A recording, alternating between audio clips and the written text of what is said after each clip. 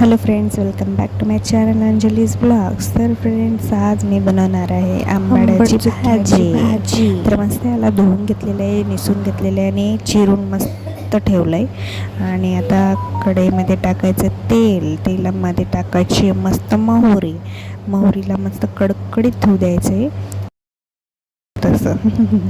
आणि त्याच्यानंतर टाकायचं आहे कांदा ही इम्पॉर्टंट आहे. आणि मस्त लाल चटक रंग होस तर याला भाजायचं आहे आपल्याला. याच्यामध्ये टमाटे थोडंसं ते पलटे, कारण की बाकी कापलेलं होतं ना मी, त्याच्यामुळे. अद्रक लसूण पेस्ट टाका 1-2 चम्मच आणि मस्त भाजून घ्यायचं याला. असं पूर्ण चटचटीत दिसतं बघा, किती भारी दिसतंय ना. अशा प्रकारे भाजून घ्यायचं. मग टाकायचे आपल्याला भरपूर हिरवी मिरची वाटून. आणि हिरवी मिरची किती घेतली तर चालेल तुमच्या अंदाजाने.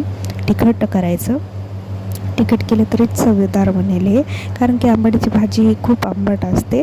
आणि त्याच्यामध्ये टाका मग हळद, मीठ असं टाकून मस्त भाजून घ्या पूर्ण मिरची अंदाजानं टाका, तुमच्या मनाने किती टाकायची तर. पण तिखटच बनवा.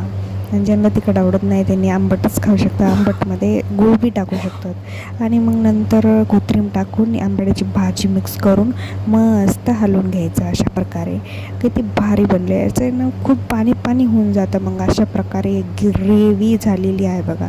पूर्ण भाजी दिसतच नाही आहे, कुठं गेली माझी भाजी.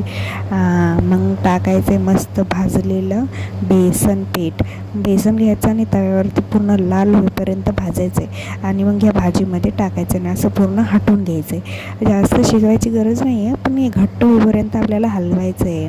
असं घट्ट झाले की मग ही आपली भाजी रेडी झाली.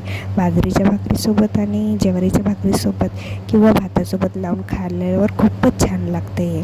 आणि नक्की बनवून खा. आणि व्हिडिओ आवडत असेल तर लाईक, शेअर, सबस्क्राईब करायला विसरू नका. बाय फ्रेंड्स, भेटूया नेक्स्ट ब्लॉगमध्ये.